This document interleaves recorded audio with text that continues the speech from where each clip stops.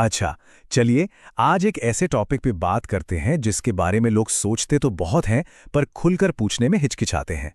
खासकर oral sex से जुड़ा एक सवाल। तो आज हम इसी के पीछे की साइंस को समझने वाले हैं और जानेंगे कि योनि द्रव का सच आखिर है क्या। और वो सवाल ये है कि क्या इसे निगलना सुरक्षित है। देखिए, ये सवाल बहुतों के मन में आता है और ये जिज्ञासा होना बिल्कुल बिल्कुल नॉर्मल है। तो इसमें परेशान होने वाली कोई बात नहीं है।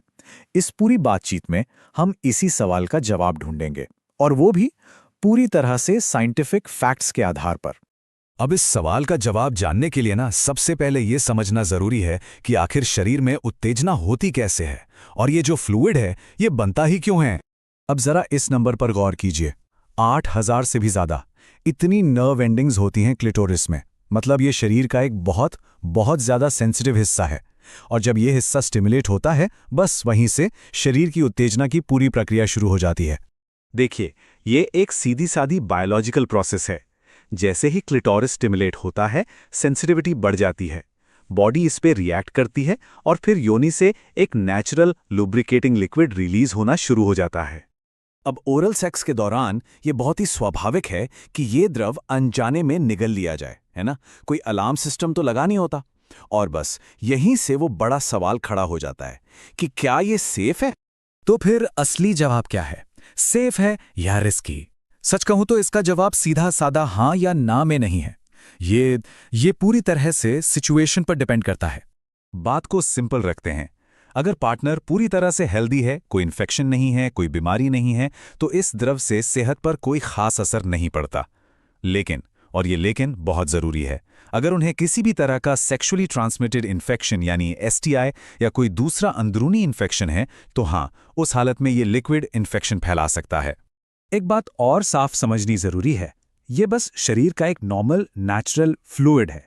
इससे कोई एक्स्ट्रा पावर नहीं मिलने वाली, ना ही कोई चमत्कार होने वाला है। ज्यादातर मामलों में अगर पार्टनर हेल्दी है तो इसका न तो कोई खास हेल्थ बेनिफिट है और ना ही कोई नुकसान। ठीक है, तो सेफ्टी की बात तो हो गई। अब आते हैं एक और सवाल पर जो अक्सर लोगों के मन में होता है, इसका टेस्ट कैसा होता है। चलिए इसके पीछे की साइंस को भी थोड़ा समझ लेते हैं।